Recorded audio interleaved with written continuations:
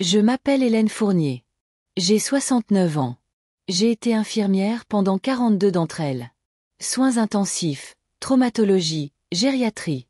Nommer un service, j'y ai travaillé. J'ai formé 3 générations de jeunes infirmières. Je leur ai appris à soulever les mourants avec dignité, à tenir des mains pendant le dernier souffle. Je n'aurais jamais pensé être celle qui ramperait sur un carrelage, en sang et ignorée par les personnes mêmes que j'ai élevées. Elle a encore fait tomber les pilules, siffla Chloé derrière moi. Nous ne sommes pas ces infirmières, Julien. Je me suis figée. Les mots étaient plus tranchants que la blessure fraîche sur ma hanche.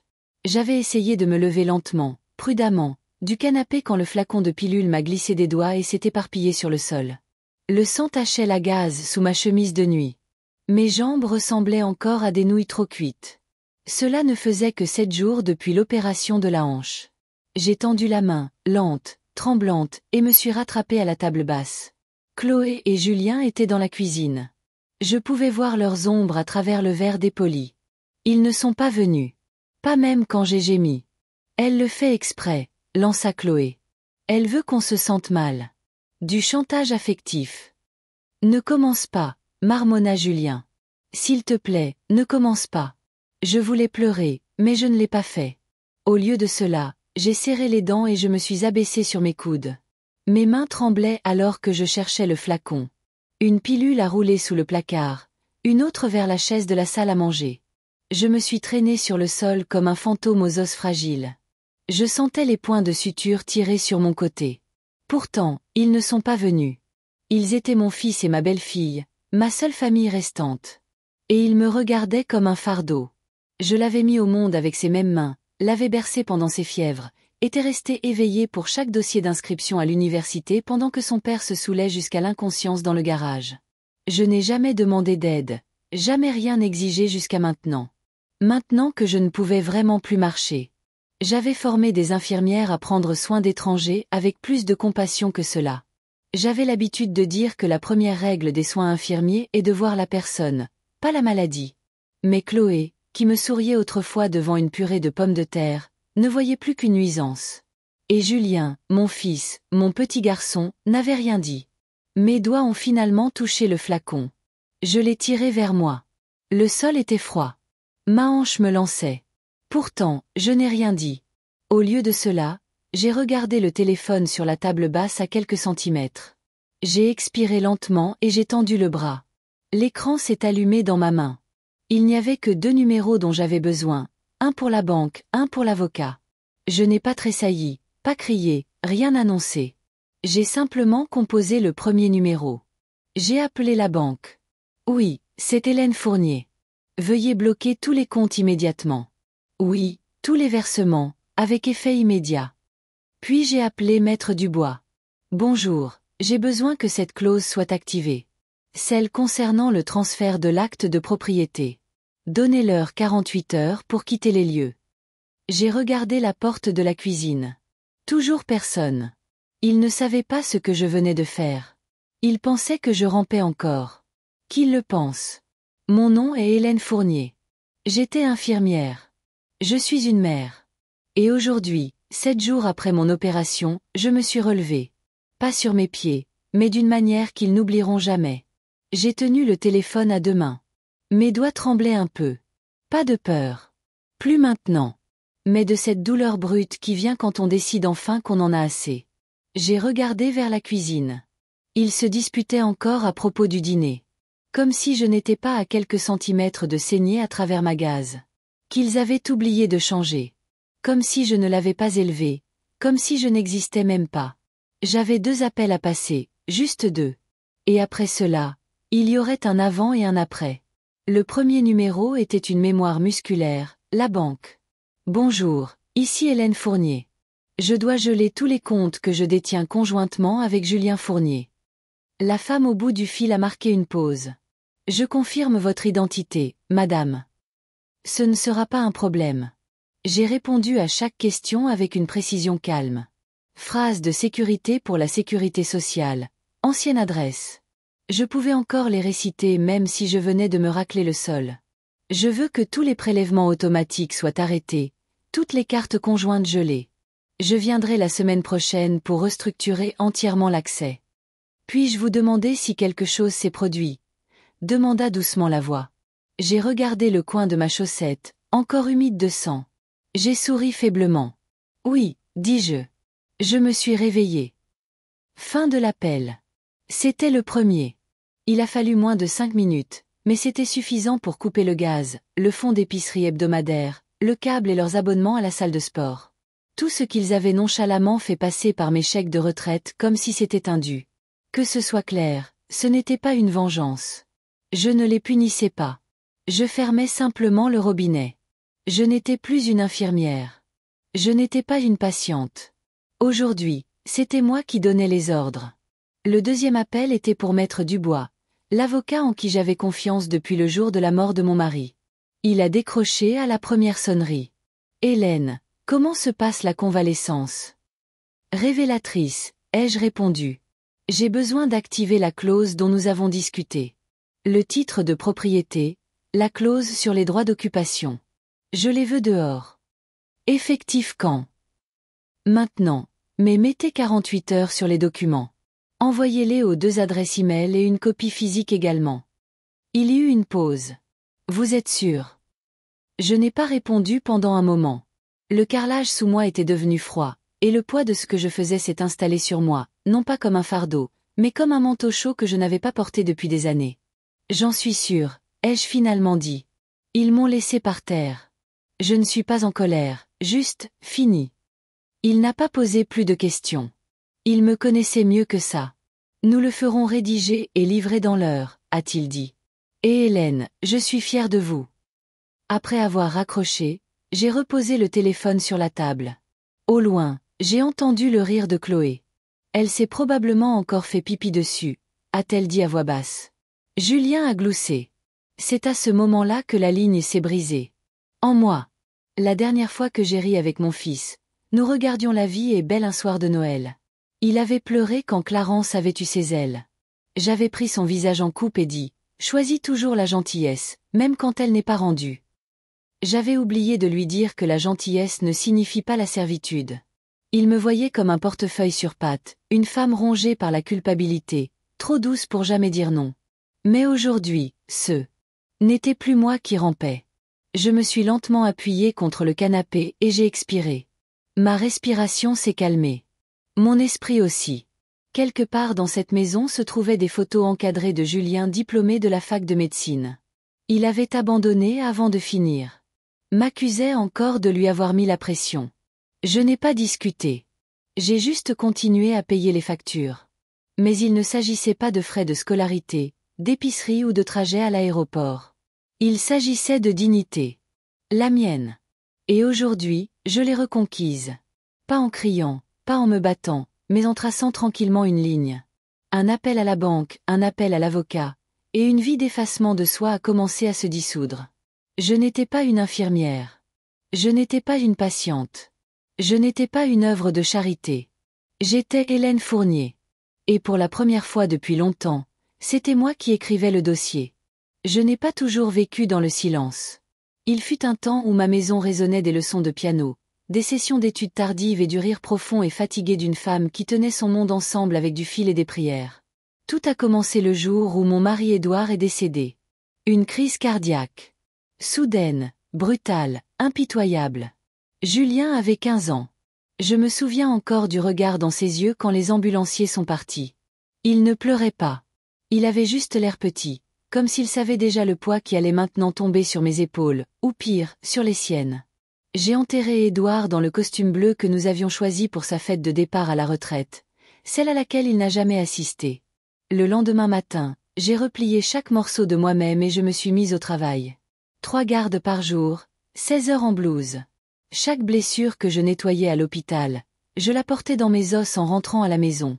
Je gardais une marmite de ragoût sur le feu pour Julien, lui apprenais à repasser ses chemises, laissais des mots dans sa boîte à lunch jusqu'à ce qu'il soit assez grand pour les trouver embarrassants. Et quand les factures de scolarité ont commencé à arriver, j'ai fait ce que je devais faire. J'ai hypothéqué la maison. Je me souviens d'avoir signé ces papiers comme si je signais une partie de moi-même. Le conseiller m'a dit, « Vous êtes sûre, Madame Fournier ?» J'ai souri. Il a une chance. Je ne vais pas la laisser passer parce que j'avais peur d'une deuxième hypothèque. Nous avons d'abord vendu la commode ancienne, puis le vaisselier, puis ma porcelaine de mariage. Tout sauf une pièce. Une seule tasse à thé, en porcelaine blanche avec un liseré doré délavé et une fine fêlure qui courait comme un éclair du bord à la base.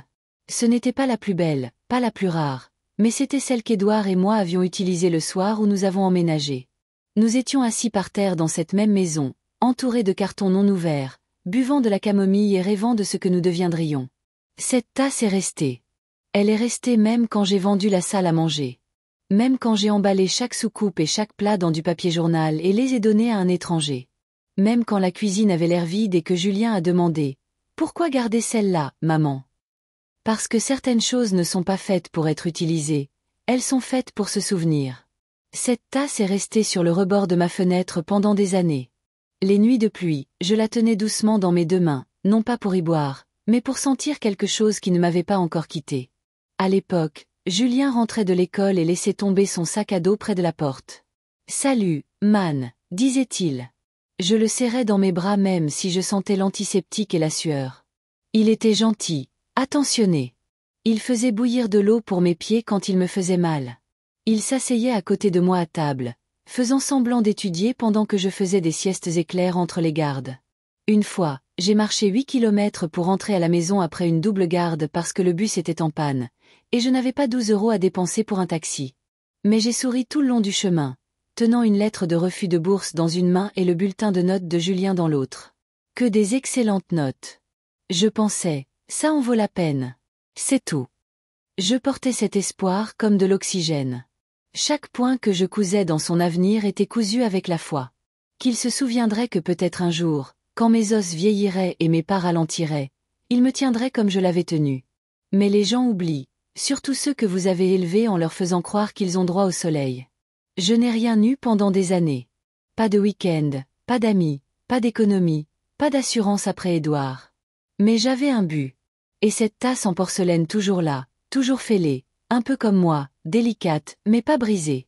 Quand je l'ai tenue hier soir après ces appels téléphoniques, j'ai remarqué que la fêlure s'était allongée. Le temps fait ça à la porcelaine et aux femmes. Mais ce que le temps ne pouvait pas faire, c'était effacer la femme qui s'était battue bec et ongle à travers chaque nuit silencieuse, chaque repas sauté, chaque garde debout. Pour construire un avenir pour quelqu'un qui l'appelait maintenant un fardeau.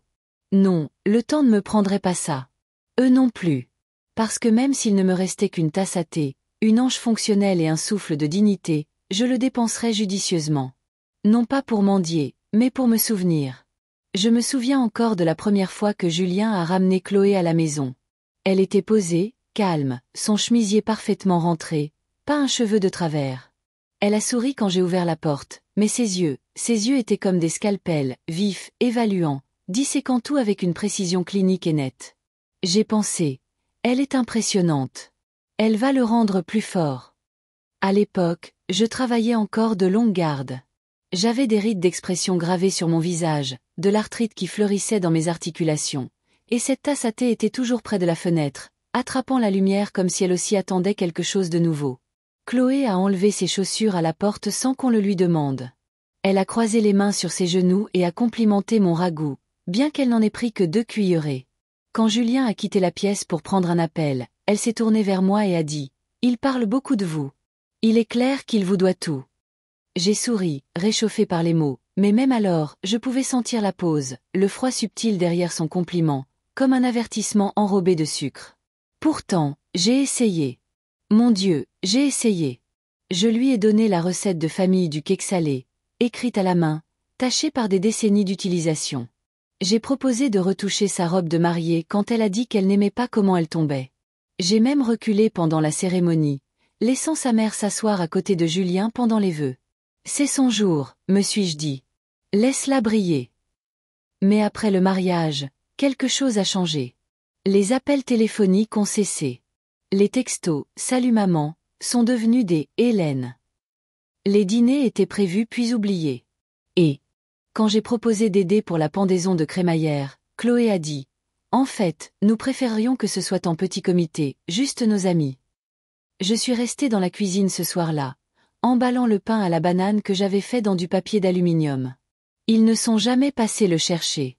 Je lui avais donné de l'espace, de la grâce, du soutien. Mais j'ai commencé à réaliser que je me tenais à l'extérieur de la maison que j'avais aidé à construire. J'étais celle qui avait aidé Julien à écrire son premier essai pour l'université. Celle qui avait tenu son corps fiévreux pendant les nuits d'enfance. Celle qui avait travaillé 3 gardes pour qu'il puisse se tenir fièrement à cet hôtel. Mais je ne faisais plus partie du cadre photo sur leur cheminée. Juste un contour estompé là où quelque chose avait été. Pourtant, je me suis convaincue que je devais essayer plus fort.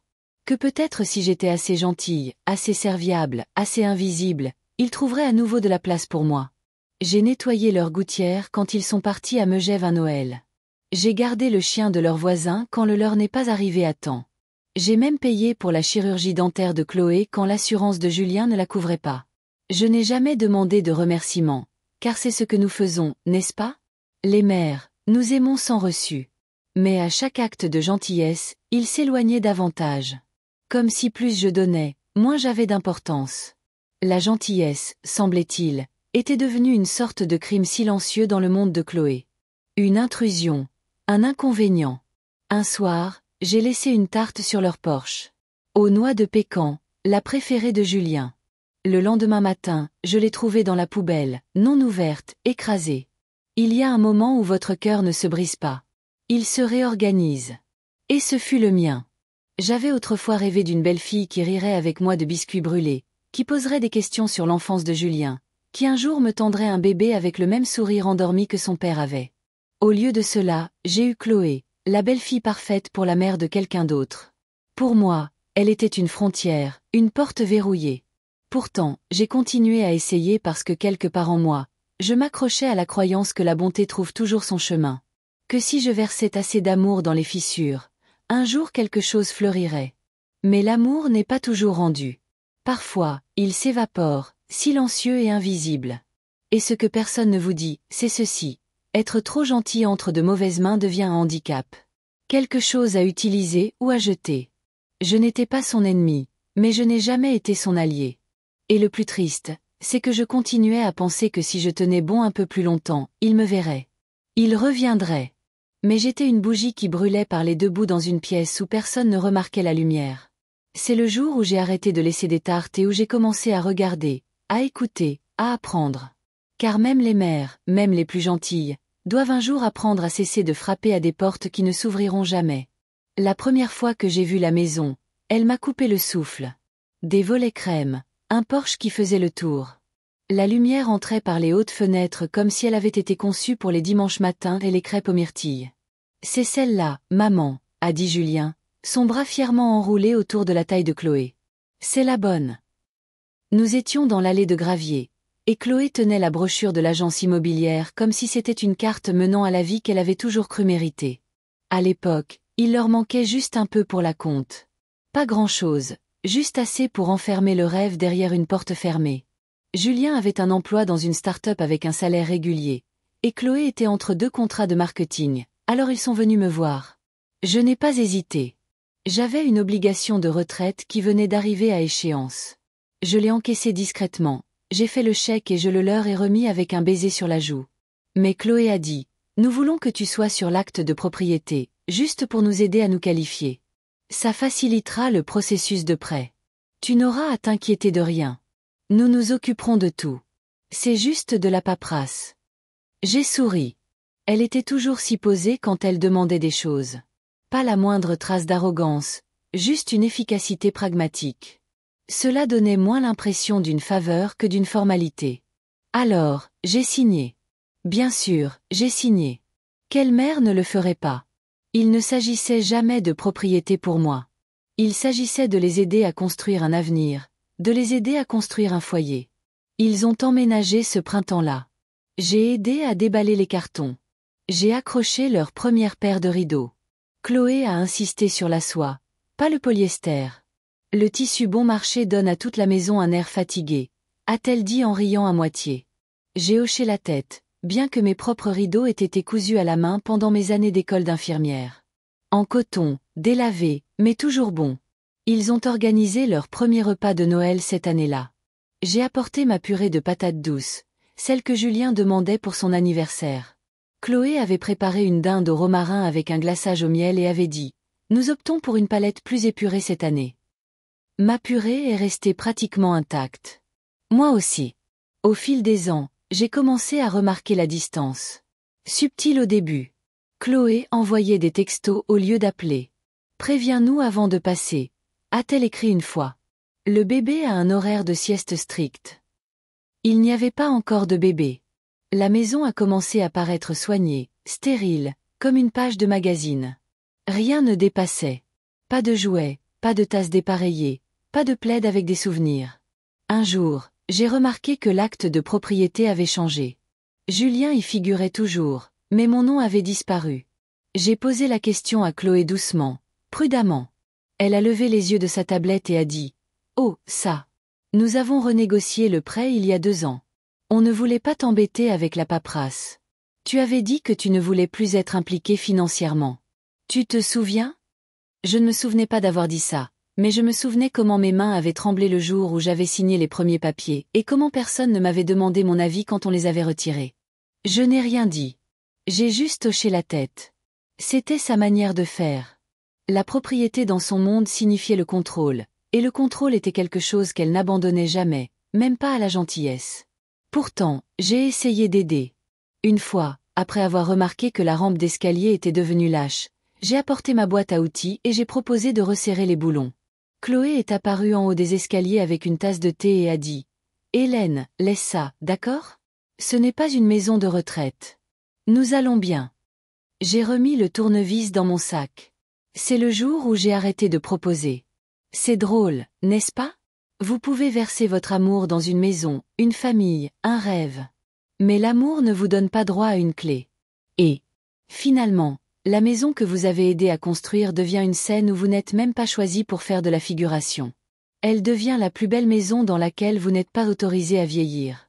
Même quand je passais la nuit, après l'opération de Julien, ou quand il voyageait, je dormais dans la chambre d'amis sans placard. Mes affaires étaient gardées dans une caisse en plastique marquée « Maman, saisonnier ». Ils avaient des casiers à vin et des plantes d'intérieur avec leur propre système d'irrigation, mais pas de tiroir pour moi. Ce n'était pas ma maison. Pas vraiment. Juste une maison où mes empreintes digitales avaient été effacées des murs. Alors, quand l'avocat m'a demandé plus tard « Avez-vous déjà été résidente ?» j'ai hésité puis j'ai répondu « Non, j'étais juste une aide. » Et je le pensais.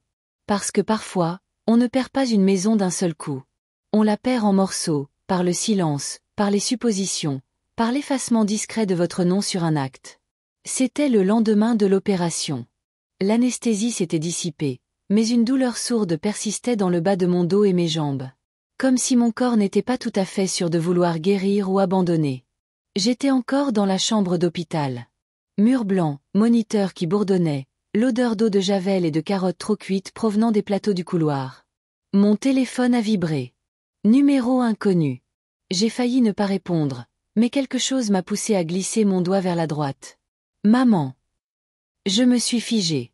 C'était sa voix, celle de Julien, mais plus douce, presque enfantine. La façon dont il parlait quand il appelait de l'université, quand son ordinateur portable plantait, ou quand il avait oublié comment laver ses pulls en laine. « Salut, mon chéri », ai-je réussi à dire. Ma gorge était sèche. Je n'avais pas parlé de toute la matinée. L'infirmière était entrée et sortie. Silencieuse, mécanique. Une pression de morphine, un changement de pansement, un plateau laissé intact. « J'ai entendu dire que tu sortais demain », a-t-il dit. Chloé me l'a dit. C'est exact. Il y eut une pause. J'entendais le bruit de la circulation en arrière-plan. Peut-être qu'il était dans la voiture. Peut-être qu'il s'était arrêté juste pour passer cet appel. « Ne rentre pas chez toi », a-t-il dit, et sa voix s'est légèrement brisée. « Ne reste pas seul. Viens rester avec nous un moment. Chloé est en congé pendant 2 semaines. » J'ai cligné des yeux. 1 fois, 2 fois. Chloé en congé pendant 2 semaines. J'ai imaginé son visage, la ligne fine de ses lèvres, la voix soigneusement mesurée qui pouvait couper du verre. Je l'ai imaginé lisant ce scénario, hochant la tête 1 fois. Juste 2 semaines. On peut gérer ça. Je n'ai pas parlé. Je ne savais pas comment. Je sais que c'est peut-être bizarre, a-t-il ajouté. Mais nous avons vidé la chambre du bas et le lit est ferme. Tu n'auras pas besoin de monter à l'étage du tout. La chambre du bas. Celle qui était autrefois le bureau de Chloé. Celle où il entreposait les cartons de Noël, le tapis de course cassé et une chaise dont personne ne voulait. C'est juste, a-t-il hésité. Je ne veux pas que tu sois seule, maman. Pas après une opération. Tu ne devrais pas avoir à traverser ça seule. Pendant un instant, ma poitrine s'est serrée. Pas de douleur. De quelque chose de bien plus inattendu. De la chaleur. Pas flamboyante, pas bruyante, juste une douce et timide lueur. Comme quelqu'un protégeant une allumette dans une tempête de vent. J'apprécie, Julien, dis-je, lentement, prudemment. Il a expiré de soulagement, comme s'il s'était préparé à un refus. Tu es ma mère, a-t-il dit. C'est la moindre des choses que je puisse faire. Et voilà. Tu es ma mère. Pas la baby-sitter. Pas le trajet de secours quand Chloé est en retard. Pas la femme qui plie notre linge parce que nous ne le faisons pas correctement. Juste maman. Pour la première fois depuis des années, il l'avait dit comme s'il le pensait. Pas par obligation, pas avec un roulement d'yeux, mais avec quelque chose qui ressemblait à de la tendresse. Je ne sais pas comment sera la convalescence, dis-je lentement. Il y aura peut-être des jours où j'aurai besoin d'aide pour aller aux toilettes ou pour cuisiner. J'aiderai, a-t-il répondu immédiatement. On trouvera une solution. J'ai presque souri, non pas parce que je le croyais entièrement, mais parce qu'il ressemblait au garçon qui m'apportait autrefois un verre d'eau avec 2 pailles juste pour rendre ça amusant. Je devrais apporter certains de mes médicaments et le déambulateur. Je serai là avec la voiture demain matin, a-t-il dit. Ne t'inquiète de rien. Le nom de Chloé n'est pas revenu sur le tapis, mais dans mon esprit, j'ai imaginé sa réaction quand il lui a annoncé la nouvelle. J'ai imaginé la pause, le calcul, l'attention derrière ses tempes alors qu'elle forçait un sourire qui n'atteignait pas tout à fait ses yeux. Et pourtant, j'ai dit oui. Parce que sous toute la peur, l'épuisement et l'histoire, il y avait de l'espoir. Pas pour un miracle, pas pour une fin de film, mais pour un moment. Un moment où un fils se souvenait de sa mère non pas comme d'un élément de sa vie d'adulte, mais comme de la femme qui avait autrefois enchaîné 3 gardes de nuit juste pour le maintenir dans une école privée. La femme qui avait rapiécé ses chaussettes de football et tenu son volcan de projets scientifiques quand il était trop nerveux pour marcher. La femme qui, même maintenant, voulait encore croire qu'il pouvait être gentil. En raccrochant, j'ai laissé le téléphone reposer doucement sur ma poitrine. Dehors, un oiseau a chanté quelque part près de la fenêtre. À l'intérieur, mes doigts ont frôlé le bouton d'appel de l'infirmière, mais je n'ai pas appuyé. J'ai fermé les yeux. Et pour la première fois depuis des semaines, je ne me suis pas sentie entièrement seule. Le premier matin, de retour chez Julien et Chloé, je me suis réveillée seule dans la chambre du bas. Il n'y avait pas de bruit de pas, pas de voix, seulement le bourdonnement du réfrigérateur dans le couloir et un léger courant d'air sous la porte qui murmurait comme un invité indésirable. Mon déambulateur était appuyé contre la table de chevet, là où l'infirmière m'avait aidé à le placer lors de ma sortie. Chloé avait à peine parlé à l'hôpital. Elle avait signé les formulaires de sortie rapidement, les yeux rivés sur son téléphone. Son sourire n'avait jamais vraiment atteint ses yeux.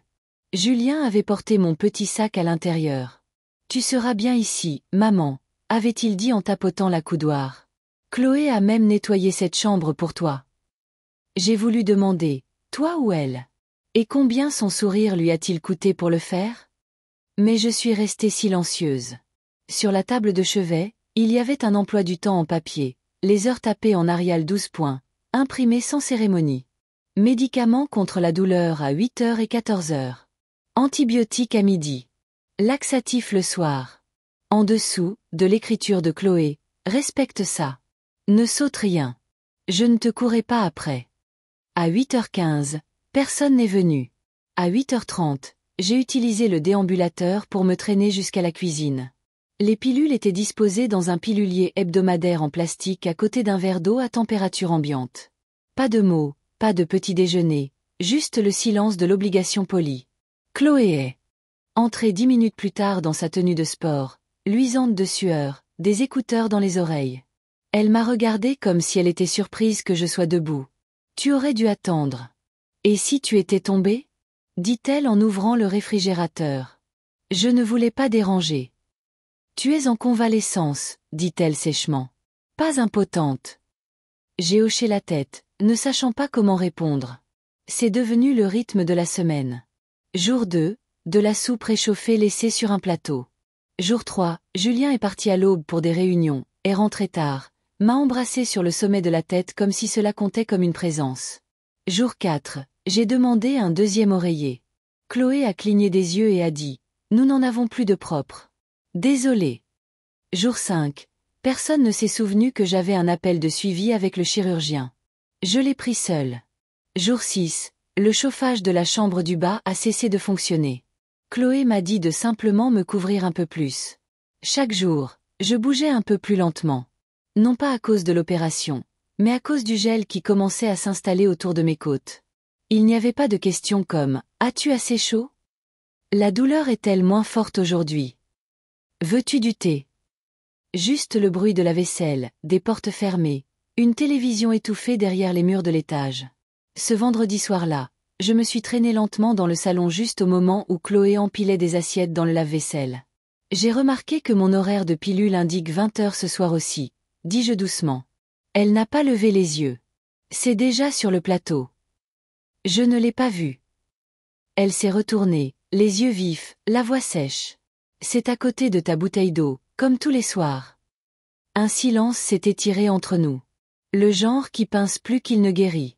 Je suis reconnaissante que vous m'ayez ouvert votre maison, dis-je prudemment. Chloé a fermé le lave-vaisselle avec un claquement sonore. Puis elle a dit, froidement, précisément, chirurgicalement. Tu sais, Hélène, nous aurions peut-être dû en parler. Honnêtement, tu aurais probablement été mieux dans un centre de rééducation. Ils ont des infirmières, des rampes, des sonnettes de chevet. Cette maison n'est pas construite pour ça. Nous travaillons. Nous sommes occupés. Je suis restée là, un pied en chaussette sur le carrelage de la cuisine, l'autre encore sur le tapis, comme si je n'étais pas encore complètement entrée, comme si je n'appartenais à aucun des deux côtés. Je comprends, dis-je plus bas que je ne le voulais. Elle s'est adoucie, juste un peu. Ce n'est pas qu'on ne s'en soucie pas, mais ce n'est pas une maison de retraite. J'ai hoché la tête, mais les mots sont restés. Ce n'est pas une maison de retraite. Comme si s'occuper de celle qui a élevé l'homme qu'elle a épousé était un fardeau à gérer. Un inconvénient temporaire, une case à cocher. Plus tard, alors que j'étais allongée dans le lit trop ferme avec les genoux appuyés sur une serviette roulée, j'ai regardé le plafond et j'ai compté chaque fissure dans la peinture. Une pour chaque sacrifice, pensais-je. Une pour chaque garde de nuit, chaque déjeuner sauté pour économiser pour les frais de scolarité. Chaque fois que je me suis dit, ils me verront si je continue à donner. J'ai fermé les yeux. Quelque part au-dessus, le plancher a craqué. Chloé faisant les 100 pas. Julien se versant peut-être un verre de quelque chose. Personne n'est descendu.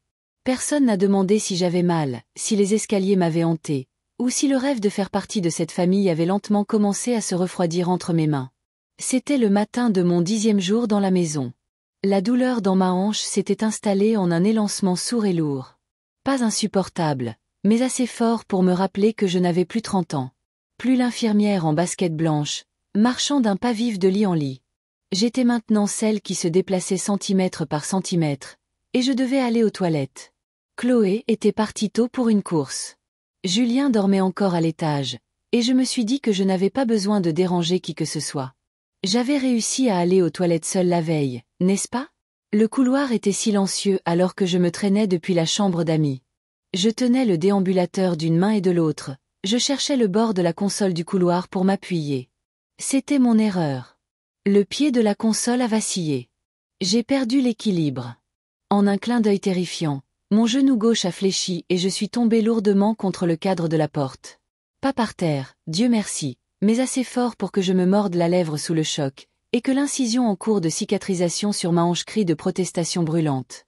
J'ai haleté. Je suis restée figée là, à moitié drapée contre le cadre de la salle de bain, une main agrippant toujours le bord de la console comme une bouée de sauvetage. Je sentais de la chaleur à travers le côté de ma blouse d'hôpital. Je n'avais pas besoin d'un miroir pour savoir que la plaie avait recommencé à saigner. Pourtant, je n'ai pas appelé à l'aide. J'ai attendu. J'ai respiré. J'ai appuyé ma paume contre le mur, me suis stabilisée, et lentement, prudemment, je me suis assise sur les toilettes.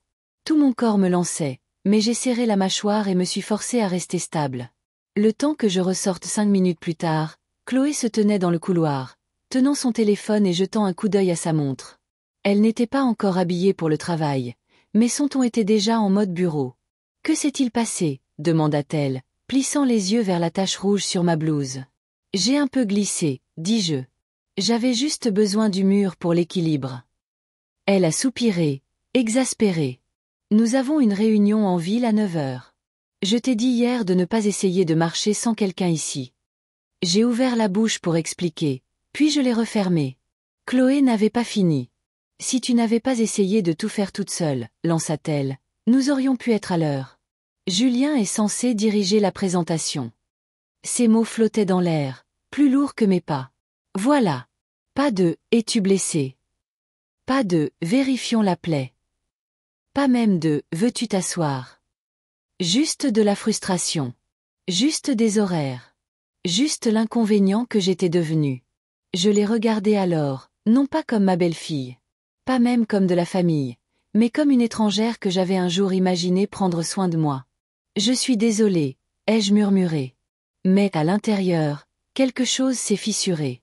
J'avais aidé des centaines de patients à remarcher après une opération de la hanche. Je les avais soulevés, baignés, nettoyés quand ils ne pouvaient pas bouger. Je m'étais assise à leur côté quand ils pleuraient de honte. Et je ne leur avais jamais, pas une seule fois, fait sentir qu'ils étaient un fardeau. Maintenant, j'étais là, à 69 ans, portant une blouse ensanglantée dans le couloir de mon propre fils, et on me parlait comme à une enfant qui avait gâché une sortie scolaire. L'ironie ne m'a pas échappé. J'avais passé ma vie à aider les autres à guérir. Pourtant, personne ici ne m'aidait à me sentir à nouveau entière. Chloé s'est détournée. « Je vais chercher de la gaze », marmonna-t-elle. « Mais s'il te plaît, ne bouge. Pas tant que quelqu'un n'est pas avec toi. » J'ai de nouveau hoché la tête en silence et je me suis appuyée contre le mur pour l'équilibre. Pas pour le soutien. Plus maintenant. Juste pour rester debout. Julien est descendu 10 minutes plus tard. Chloé a dû lui dire ce qui s'était passé car il m'a examiné rapidement. Puis il a dit, « Maman, tu dois nous laisser t'aider à notre manière. Les choses sont différentes maintenant. » Je n'ai pas répondu parce que ce que je voulais dire était différent. Comment? Qu'avant, on me voyait. Qu'avant, j'avais de l'importance. Qu'avant, j'étais une infirmière, pas un handicap. Mais je n'ai rien dit parce que j'étais fatiguée. Parce que ça saignait encore. Parce que je commençais à réaliser qu'être autorisée à rester dans la maison de quelqu'un ne signifiait pas que vous étiez la bienvenue dans son cœur. Plus tard dans la nuit, en enfilant un pyjama propre, j'ai vu le sang sécher sur le bord de la blouse que j'avais portée ce matin-là. Je ne l'ai pas jeté. Je l'ai plié soigneusement, l'ai placé dans le tiroir du bas. Pas comme un souvenir, comme un rappel qu'il y avait une limite et que je venais de la trouver. Avant de quitter l'hôpital, j'ai demandé à l'infirmière Hélène de m'aider à emballer la petite boîte en cèdre au pied de mon lit. Elle n'était pas grande, de la taille d'une boîte à couture, mais elle était lourde de temps. À l'intérieur, il n'y avait que quelques objets. Une photographie de Julien le jour de son mariage dans un costume gris dont j'avais moi-même ourlé les manches.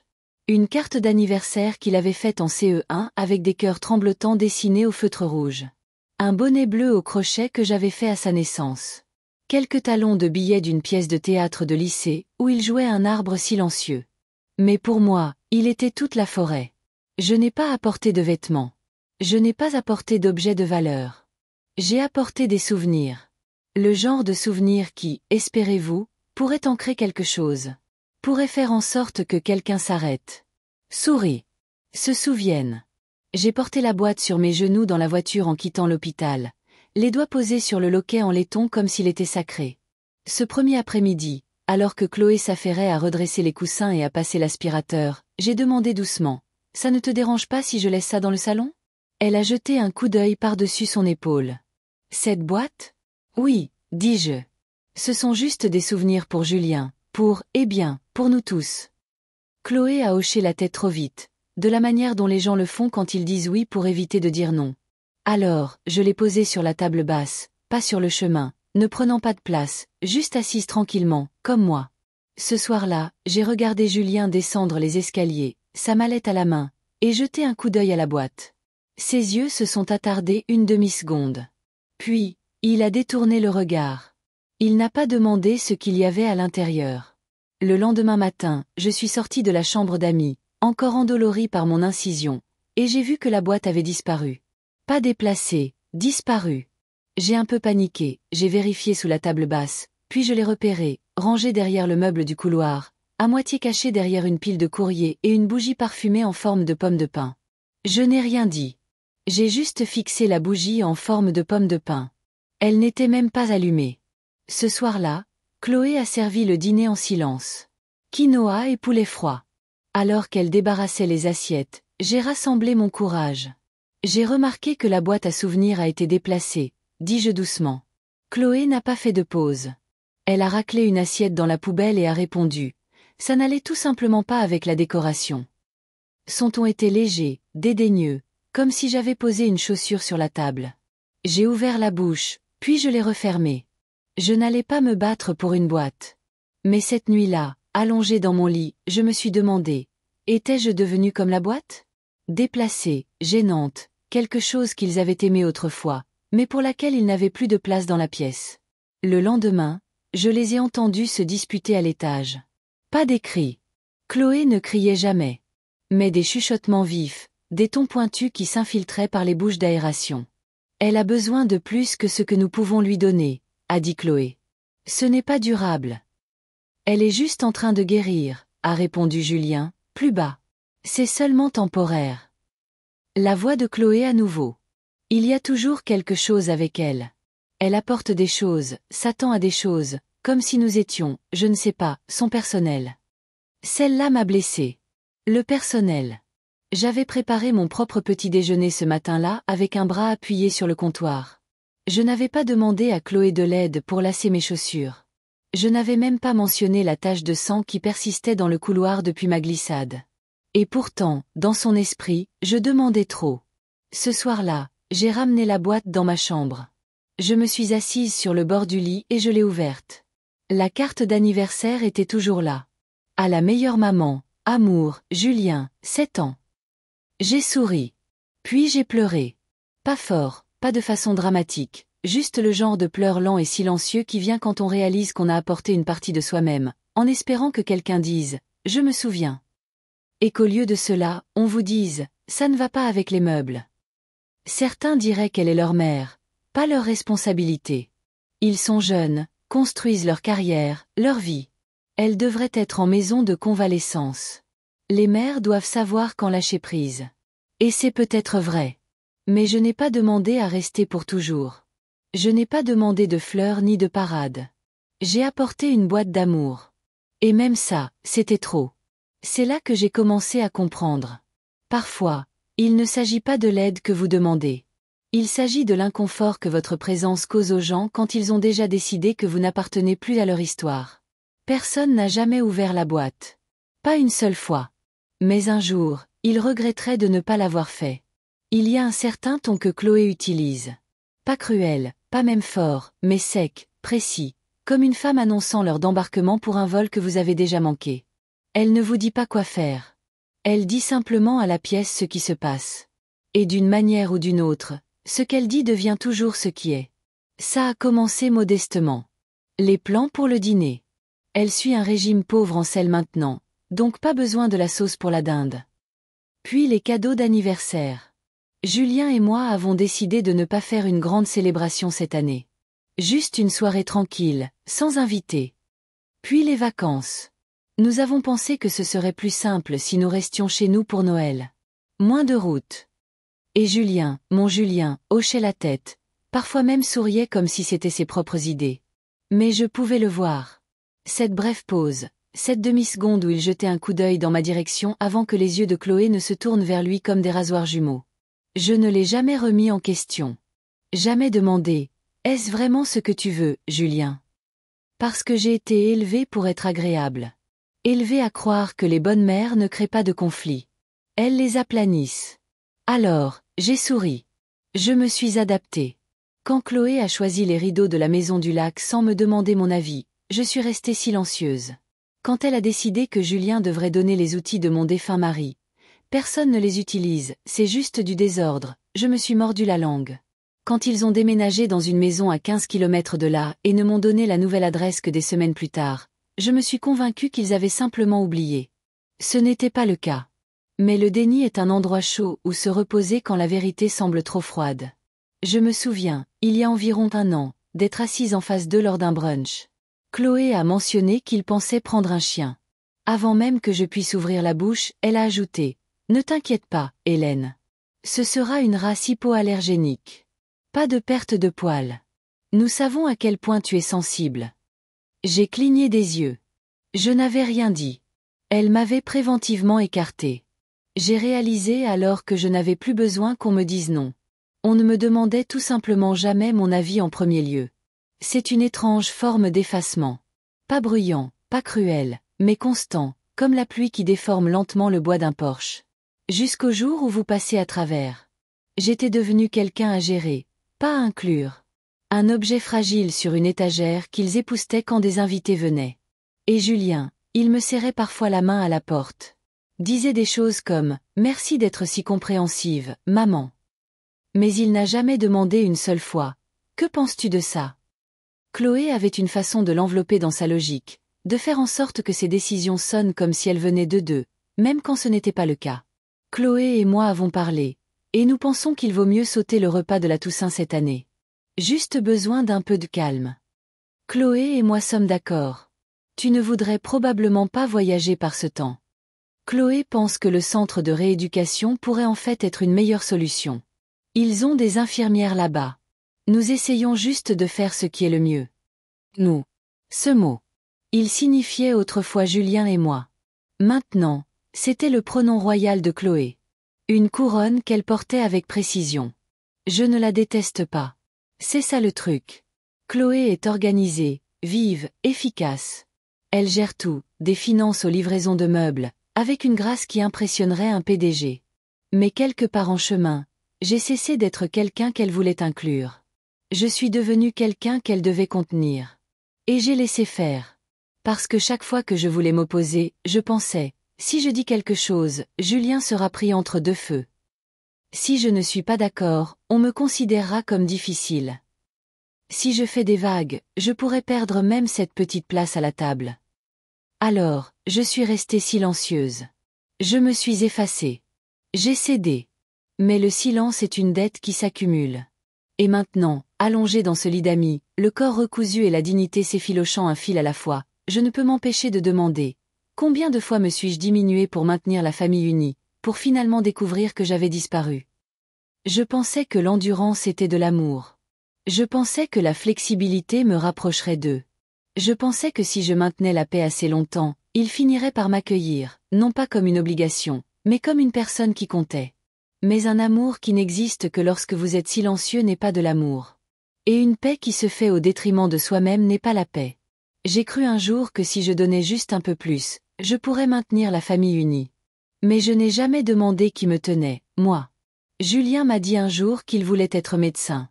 Il avait 10 ans, sa voix encore douce sur les bords, encore maladroite avec la certitude. Il avait dessiné un cœur de travers avec des veines rouges et bleues qui jaillissaient comme des feux d'artifice et l'avait scotché sur le réfrigérateur. « Je vais sauver des vies comme toi, maman », avait-il dit fièrement. Sauf que je ne m'évanouirai pas en voyant du sang.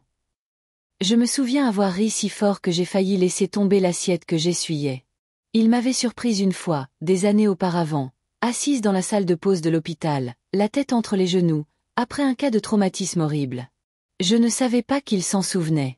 Après qu'il soit allé se coucher, je suis restée debout à plier le linge en pensant à quel point il était brillant, à quel point il avait du feu, à quel point le monde ne l'avait pas encore émoussé.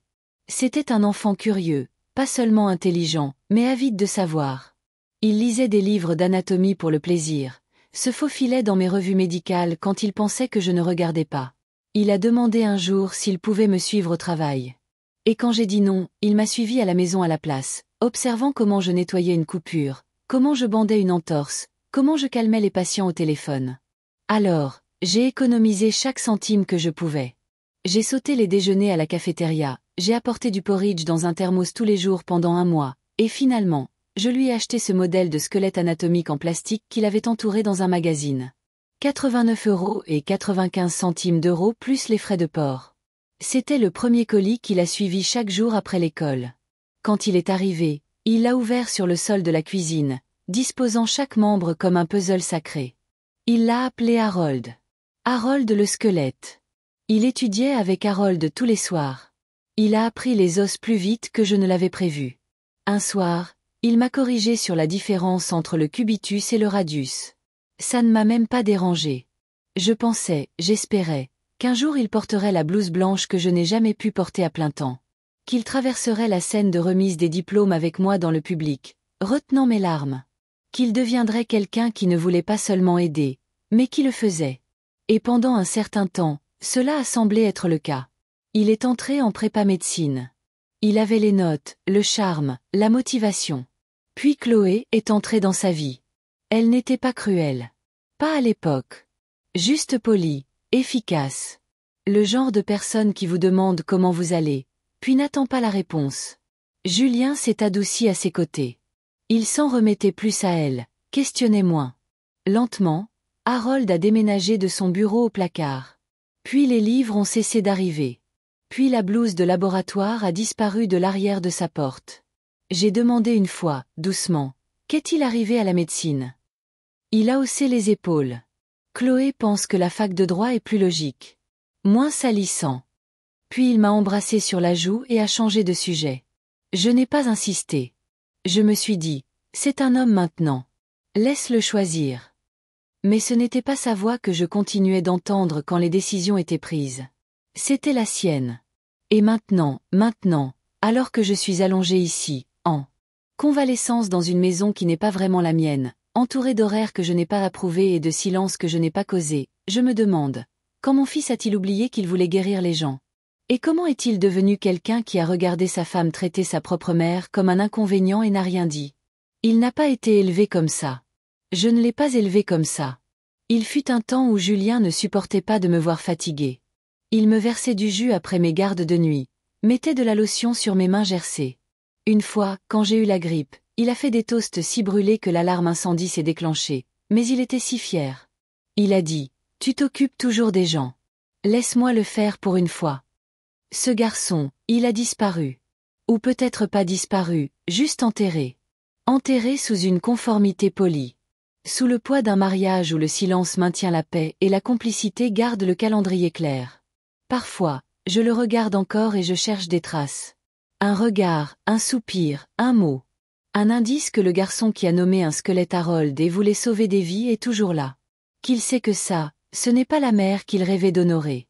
Mais tout ce que je trouve, c'est de la distance, un ton mesuré. Un fils qui parle de sa propre mère à la troisième personne en expliquant à Chloé. Elle va bien. Ne t'inquiète pas pour ça. J'ai cru un jour que si vous versiez assez d'amour dans quelqu'un, il le porterait toujours. Que ça collerait, les ancrerait, les empêcherait d'oublier d'où ils venaient. Mais parfois, l'amour est comme les os du squelette en plastique d'Harold. Démonté, rangé, toujours entier quelque part, mais inutilisé. Et je me demande si je pouvais atteindre la version enfant de Julien maintenant. Serait-il fier de l'homme qu'il est devenu? Ou demanderait-il, lui aussi, quand avons-nous commencé à laisser maman derrière? Le coup à la porte n'était pas fort, juste 2 petits coups, fermes, mesurés, comme tout ce que faisait Maître Dubois. Il est entré, portant une mallette en cuir noir et le genre de silence que seuls les avocats apportent, professionnel, retenu, nécessaire. Il m'a salué d'un signe de tête, pas chaleureusement, mais avec respect. « Madame Fournier », a-t-il dit. « Nous allons faire cela aussi efficacement que possible. » Il s'est assis à la table de la salle à manger. La même table que Chloé avait un jour déclarée trop encombrante pour un goût moderne. La même table qu'ils utilisaient maintenant pour poser des contenants de livraison au lieu de vrais repas. Maître Dubois a ouvert sa mallette. Le clic des verrous métalliques a résonné bien trop fort dans cette pièce silencieuse. Cela m'a fait tressaillir. Il a disposé les documents un par un, lissant les bords avec sa paume comme s'il préparait des instruments chirurgicaux. Le langage était précis. Protection des actifs, révocation de la procuration, conditions de logement temporaire, réaffectation de l'entiercement. Chaque page semblait plus froide que la précédente. Il parlait en travaillant. En cas de rétablissement complet, nous passons à la partie B. Sinon, vos intérêts légaux restent intacts. Clic, retournez. Signez ici. Votre résidence principale n'est plus accessible conjointement. Cela garantira que le contrôle vous revienne entièrement d'ici mercredi. Clic, paraphé ici. J'ai regardé son stylo bouger comme un scalpel. Propre, tranchant, sans émotion. Et pourtant, je ressentais tout. Mes mains tremblaient en attrapant la première page. Ce n'était pas de la peur. Pas exactement. C'était le poids. Le poids de faire quelque chose pour moi-même. Pour une fois. Pendant des décennies, chaque formulaire que j'avais signé avait été pour les autres. Formulaire de consentement pour l'école de Julien, décharge médicale pour les patients, demande de prêt avec le nom d'Édouard en haut, carte de fidélité de supermarché avec les préférences de Chloé. Même le chèque que j'avais fait pour leur mariage avait son nom en premier. Mais ce document, il ne mentionnait pas Julien. Il ne mentionnait pas Chloé. Il n'y avait pas de clause, pour le bien de la famille. Pas de langage sur les décisions partagées. C'était juste moi. Mon nom, mes droits, mon choix. Maître Dubois a fait une pause quand il m'a vu hésiter. Ses yeux ont rencontré les miens. Pas méchamment. Vous n'avez pas à vous presser, a-t-il dit. Mais vous m'avez appelé pour une raison. J'ai hoché la tête lentement. Oui, j'avais appelé. J'avais pris ce téléphone après que Chloé ait claqué la porte du lave-vaisselle et que Julien ait marmonné quelque chose sur le besoin d'espace. J'avais appelé après avoir passé 6 nuits à rejouer le silence de mon fils et le mépris de sa femme. J'avais appelé au moment où j'ai réalisé que l'amour que je leur avais versé était devenu la permission pour eux d'oublier que j'existais. Alors maintenant, j'ai pris le stylo. L'encre a bougé comme un murmure. J'ai signé mon nom avec des traits soignés. Hélène Fournier. Pas seulement une mère ou une infirmière ou le personnage secondaire de quelqu'un. Une personne, une femme, une vie à elle. Page 1, puis 2. J'ai appuyé plus fort sur la 3e, comme pour l'imprimer dans plus que du papier. À la 4e, ma signature ne tremblait plus. Maître Dubois a continué.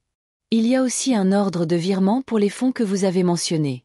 Il contournera le compte joint et ira directement à votre fiducie sécurisée. Il a fait glisser le papier sur la table. Une fois que vous aurez signé ceci, personne ne pourra y toucher sauf vous. J'ai regardé le chiffre. Les nombres se sont brouillés un instant. Non pas parce que je ne comprenais pas, mais parce que je comprenais. Cet argent, il était destiné à leur avenir, à leur bébé, à leurs rêves. Mais où étais-je dans cet avenir? Qui avait fait de la place pour mes rêves? Qui m'avait demandé si je voulais rester ou partir ou respirer par moi-même? J'ai signé. Quand ce fut terminé, Maître Dubois a empilé les papiers soigneusement et les a remis dans sa mallette. La livraison est prévue pour demain matin, a-t-il dit. Ils auront 48 heures pour répondre à l'avis d'expulsion. Il l'a dit simplement, comme s'il s'agissait de la météo. Et c'était peut-être une tempête qui se préparait depuis des années. Mais cette fois, je n'étais pas sous la pluie sans parapluie. Je l'ai raccompagné à la porte. Il a fait une pause juste avant de partir. J'ai travaillé avec beaucoup de familles, Madame Fournier, a-t-il dit. La plupart des gens attendent trop longtemps pour se protéger.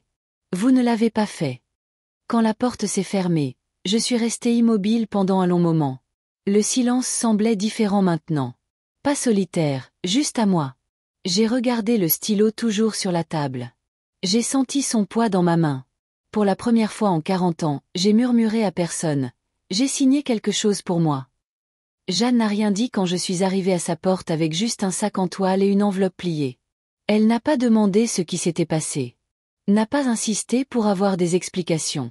Elle s'est simplement écartée, me laissant entrer avec cette même présence calme que j'avais toujours admirée chez elle, comme un porc qui n'a jamais eu besoin de crier pour prouver qu'il était sûr. Son appartement était chaleureux, non pas à cause des thermostats ou des bougies, mais parce qu'il était habité en douceur. Des livres aux bords effilochés, un plaid tricoté sur le canapé, une faible musique de piano fredonnant depuis les vieux haut-parleurs près de la fenêtre. Elle a pris mon sac sans un mot et m'a fait signe de m'asseoir dans le fauteuil. Je me suis assise lentement, mes jambes encore lourdes, mon corps encore endolori. Elle a disparu dans la cuisine et est revenue quelques minutes plus tard avec un plateau.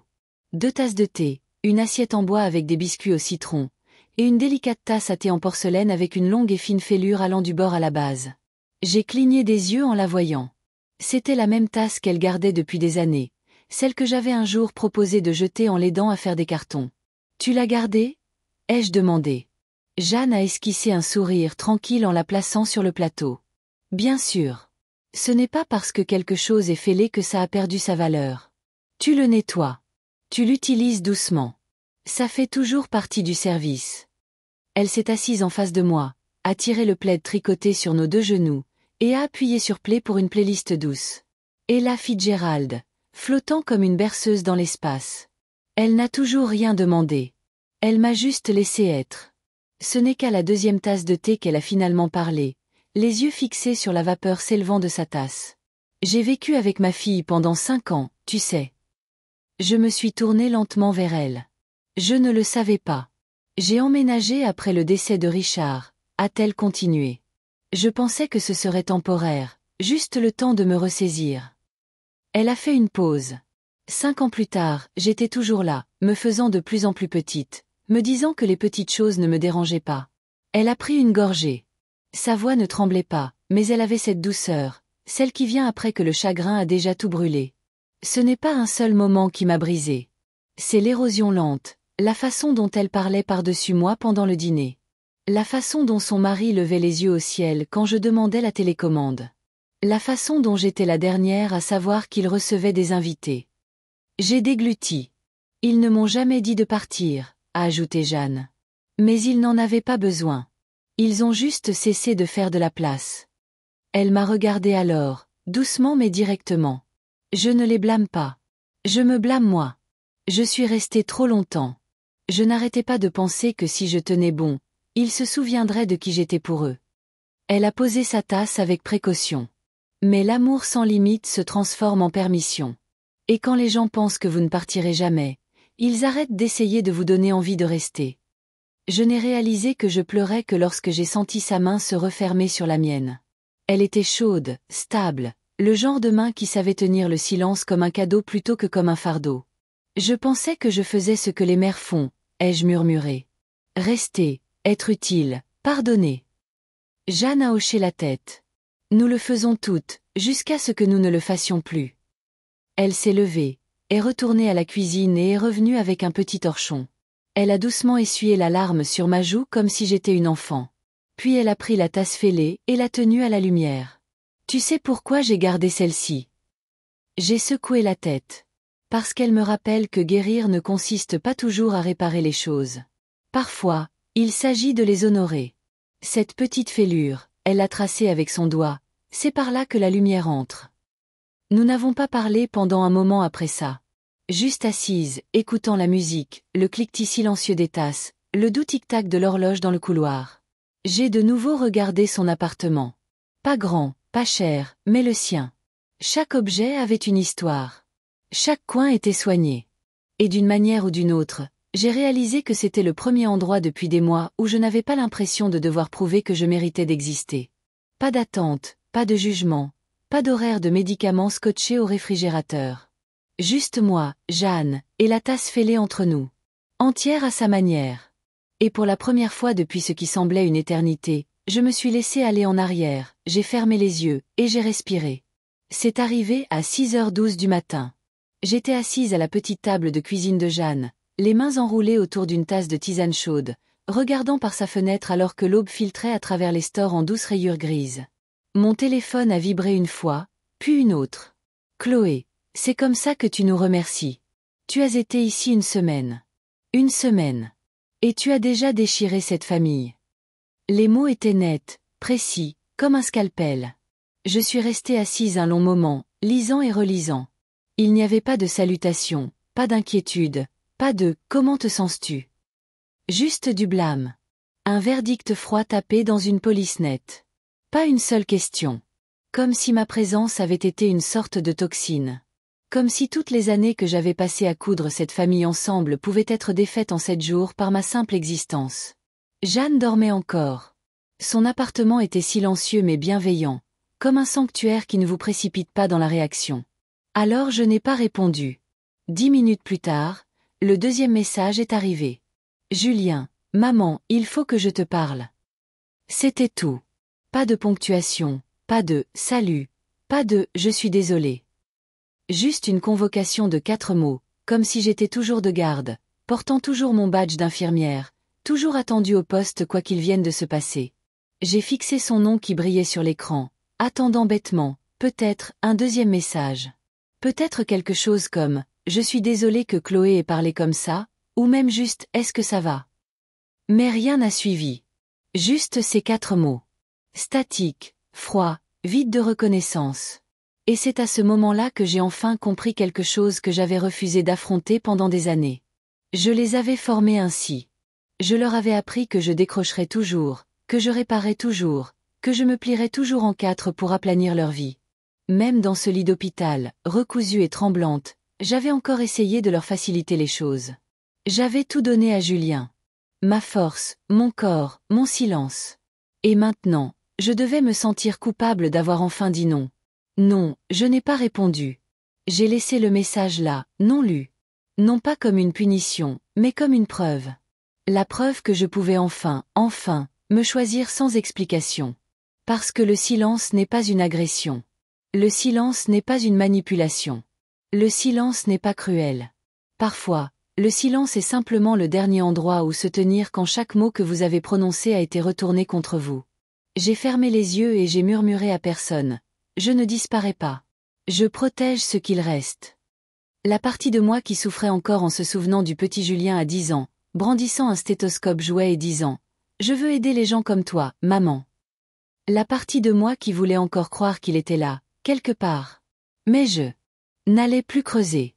Pendant si longtemps, je me suis dit que l'amour signifiait s'accrocher plus fort.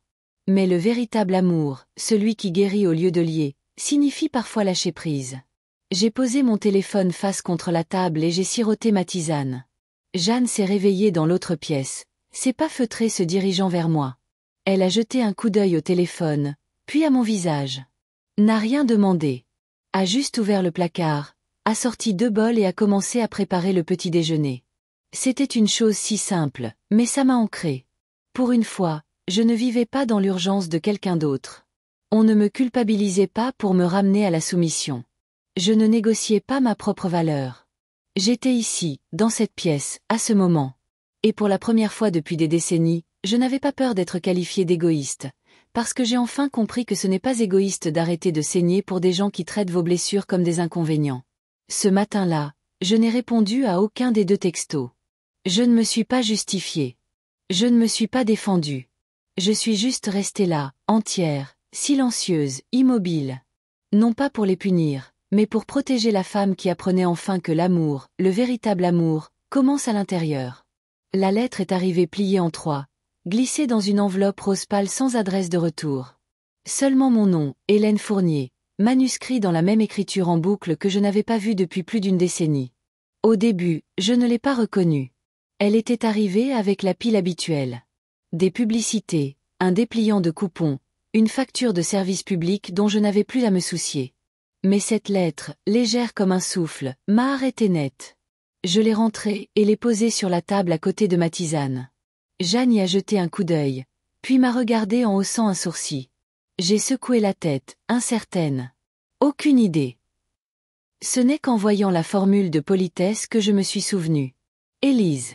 Elle n'avait que 23 ans quand elle a rejoint le service. Une nouvelle infirmière, fraîchement sortie de l'école. Tout en air et en coude pointu.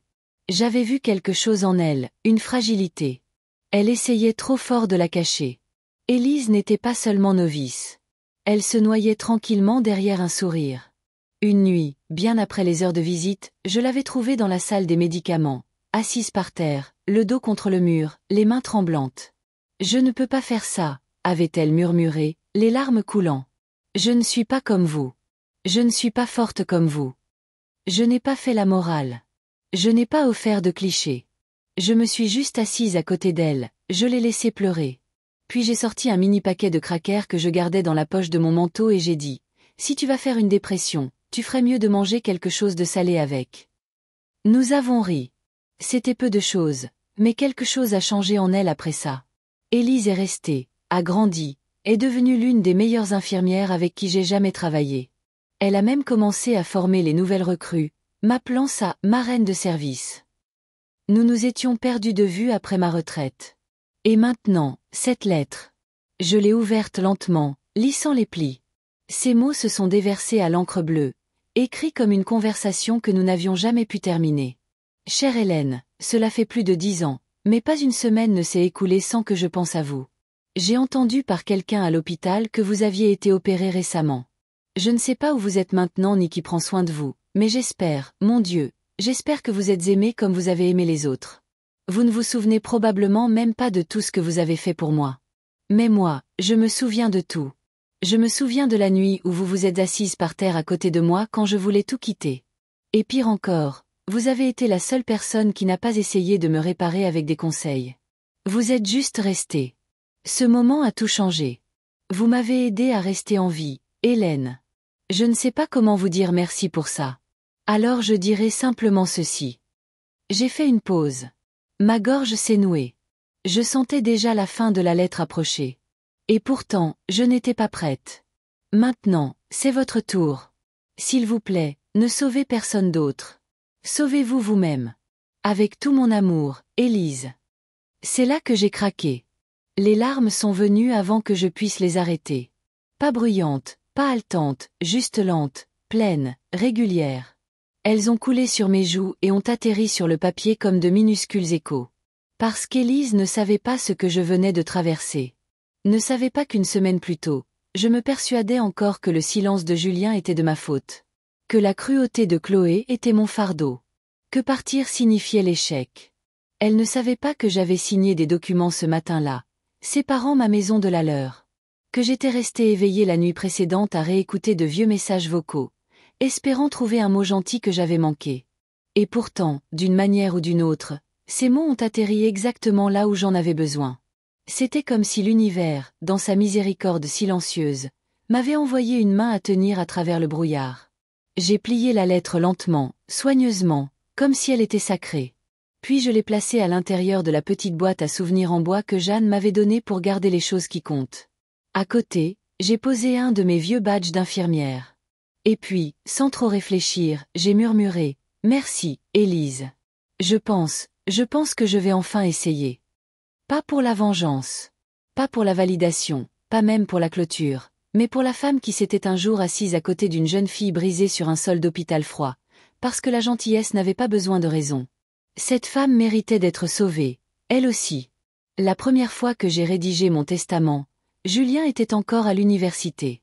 Il venait de réussir ses examens de première année de médecine, et Chloé était encore cette douce jeune fille qui m'appelait « Madame Fournier », avec un sourire nerveux.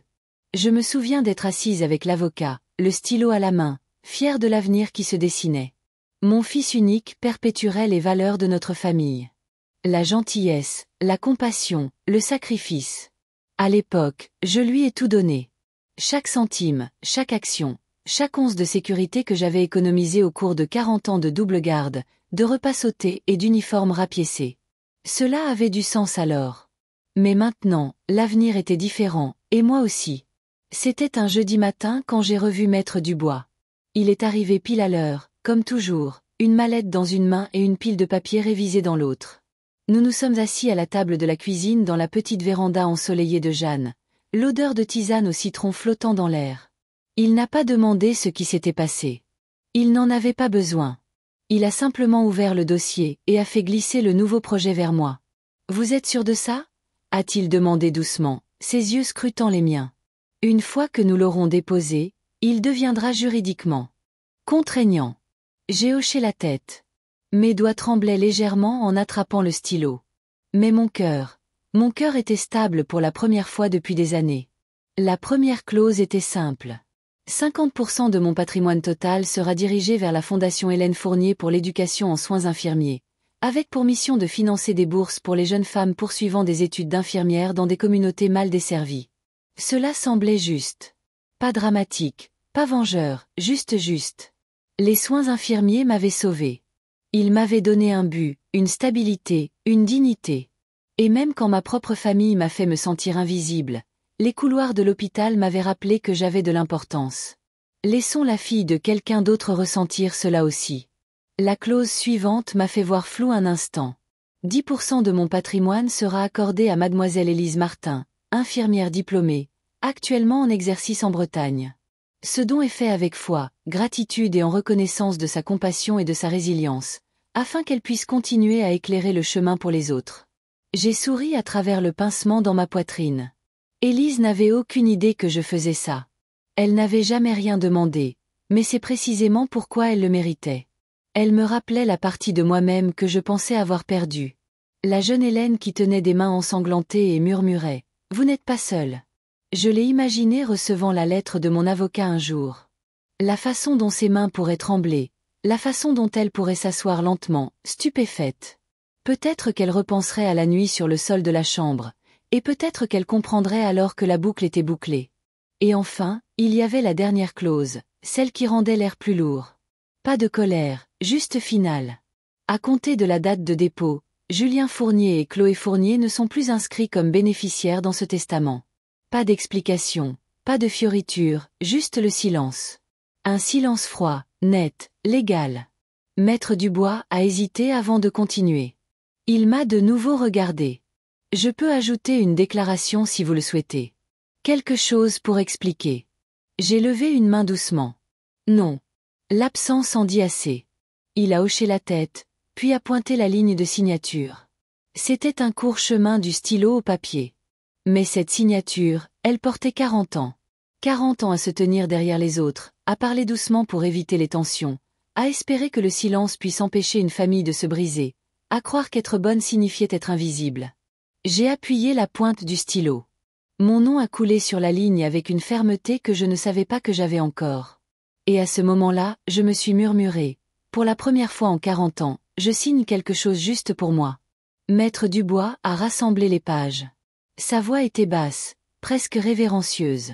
Je le déposerai dès demain matin, et je vous enverrai une copie notariée pour vos dossiers. J'ai hoché la tête. Merci, Maître Dubois, de faire partie de cette transition. Il a souri doucement. C'est plus qu'une transition, Hélène. C'est une reconquête. Après son départ, je suis restée assise en silence pendant un moment. Le soleil avait changé de place dans le ciel, déversant de l'or sur les carreaux de la cuisine. Il n'y avait pas de victoire bruyante, pas d'applaudissements, pas de public. Mais j'avais tranquillement réécrit l'histoire. Pas avec le feu, pas avec la vengeance, juste avec la clarté. Et ça, pensais-je, c'était un pouvoir que personne ne pouvait me prendre.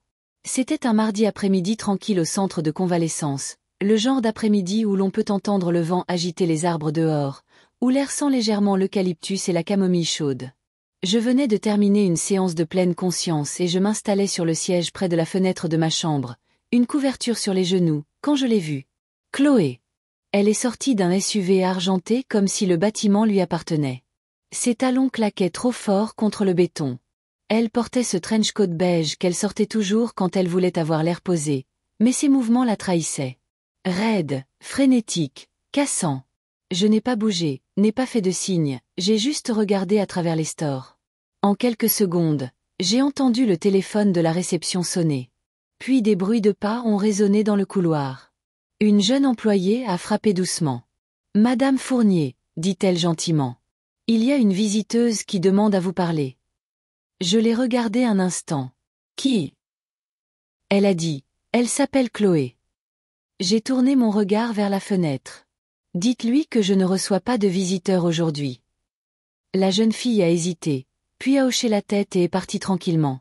De ma chambre, je ne pouvais pas entendre les mots exacts, mais j'ai vu le visage de Chloé changer. Le choc d'abord, puis l'incrédulité, puis quelque chose de plus sombre. Ses lèvres bougeaient en rafales rapides. Ses bras gesticulaient sauvagement, et puis les cris ont commencé. « Tu penses pouvoir te cacher ici, Hélène ?» Sa voix a retenti sur le parking comme une sirène, aiguë, en colère, perçant la douce quiétude de l'endroit comme une pierre à travers une vitre. J'ai vu une des infirmières sortir et lui dire doucement quelque chose. Chloé a répliqué assez fort pour que je puisse distinguer des fragments. Belle-mère ou pas, elle ne peut pas m'ignorer éternellement. Nous nous sommes occupés d'elle. Nous avons ouvert notre maison. La porte s'est refermée. Un moment a passé, puis un autre. Et puis, tu ne peux pas simplement nous effacer, mère. Tu ne peux pas choisir de ne plus être la mère de ton propre fils. Sa voix s'est brisée. Tu ne peux pas choisir de ne plus nous aimer. Je n'ai toujours pas bougé. Elle ne pouvait pas me voir d'où j'étais assise, mais moi, je voyais tout. Sa poitrine se soulevant, son mascara commençant à couler, ses mains serrées comme des poings qui ne trouvaient rien à frapper d'autre que l'air. Un autre membre du personnel, un grand jeune homme cette fois, est sorti et a parlé fermement mais calmement. « Madame, nous vous l'avons déjà dit. Elle n'accepte pas de visite aujourd'hui. Nous allons devoir vous demander de quitter les lieux. » Chloé l'a fusillé du regard comme s'il était une mouche qu'elle voulait écraser. Je ne suis pas une simple étrangère, a-t-elle craché. Je suis de la famille. Il n'a pas bronché. Elle a tout de même le droit de fixer des limites. Chloé est restée là, figée, comme si le mot « limite » ne lui avait jamais été adressé auparavant. Comme si c'était une langue étrangère qu'elle réalisait soudain que le monde entier parlait dans son dos. Puis elle a crié une dernière chose. « Mère, tu ne peux pas nous renier éternellement.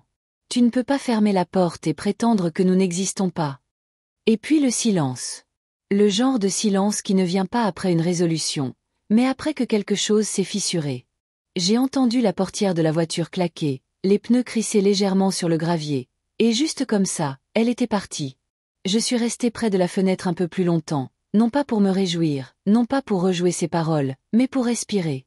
Pour sentir ce que c'était de ne pas ouvrir la porte. Parce que pendant des décennies, je l'avais toujours fait. Même quand ils me blâmaient, même quand ils me manipulaient, même quand ils offraient le silence au lieu de la gratitude, j'avais toujours ouvert, toujours essayé, toujours été là juste assez longtemps pour prouver que je les aimais encore, même s'ils me faisaient me sentir invisible. Mais aujourd'hui, je n'ai pas ouvert cette porte. Et ce n'était pas un acte de cruauté.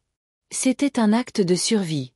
Je me suis murmuré, non pas avec colère, mais avec clarté, je ne te renie pas, Chloé. Je ne te permets juste plus. Il y a une différence. Renier signifie rejeter ton existence. Retirer la permission signifie reconquérir la mienne.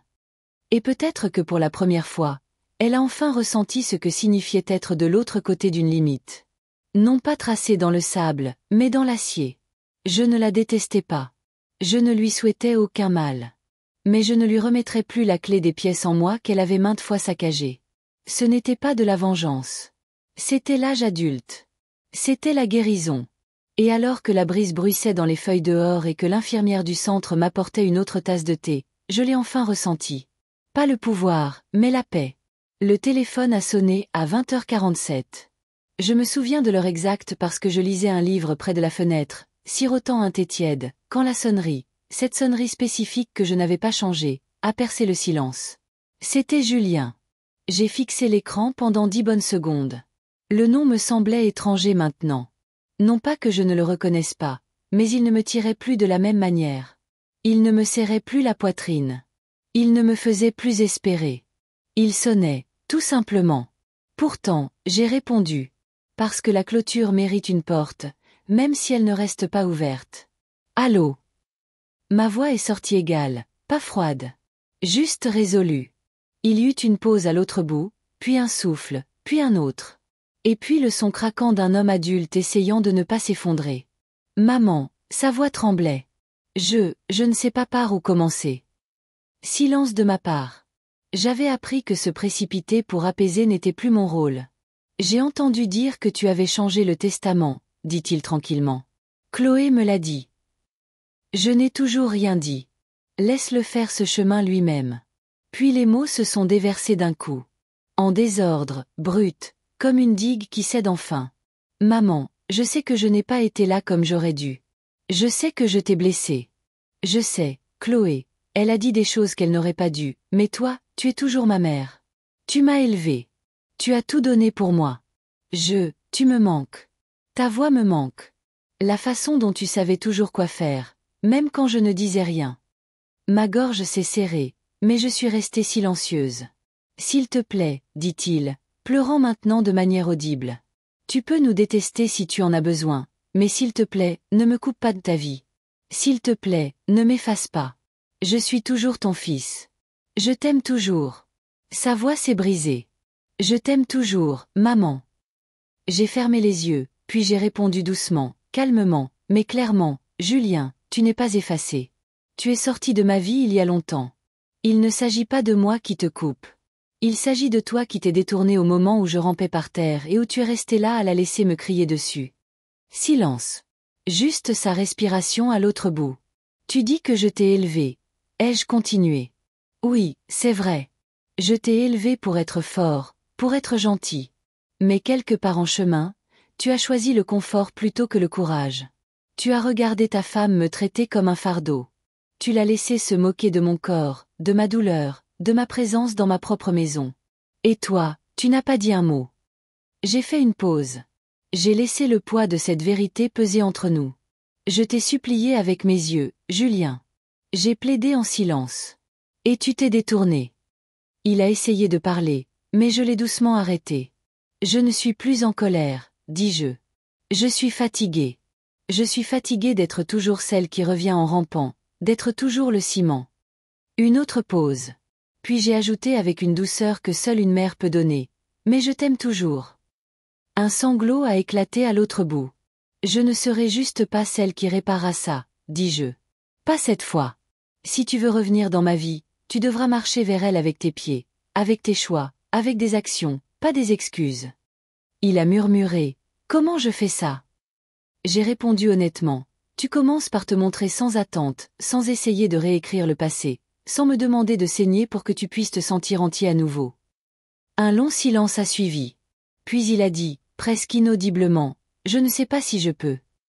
Je ne l'ai pas sauvé de cette vérité. Au lieu de cela, j'ai simplement dit, alors c'est là que nous en sommes, Julien. Pas cruel, pas en le rejetant, juste en plaçant le poids de la réconciliation là où il devait être. Pas entre mes mains, mais entre les siennes.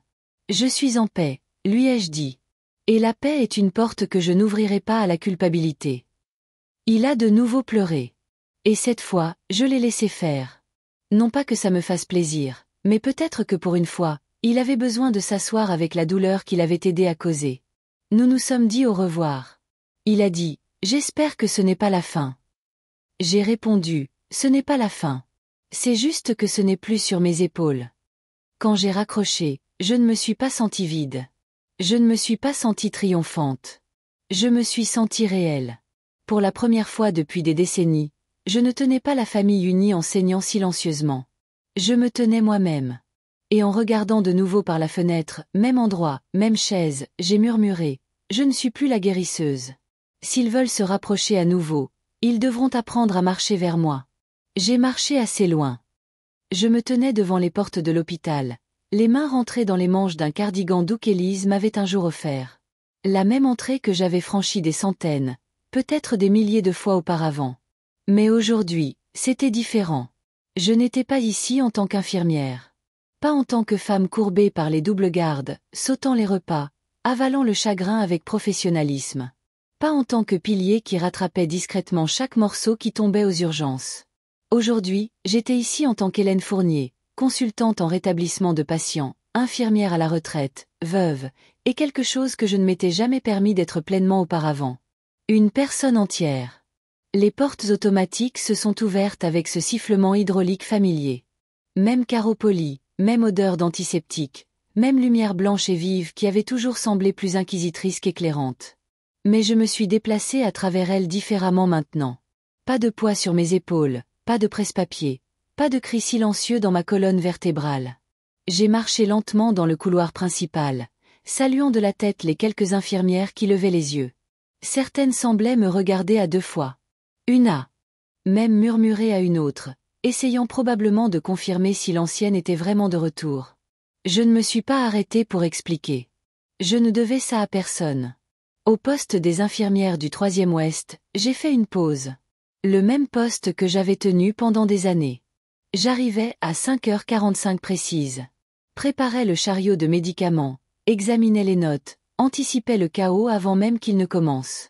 Je savais qui essaierait de truquer ses signes vitaux, qui pleurerait à 2h du matin, qui avait besoin d'un verre de jus de gingembre supplémentaire sans le demander. Mais aujourd'hui, j'observais simplement, j'écoutais, j'étais simplement. Puis je l'ai senti. Une présence à côté de moi, timide, respectueuse.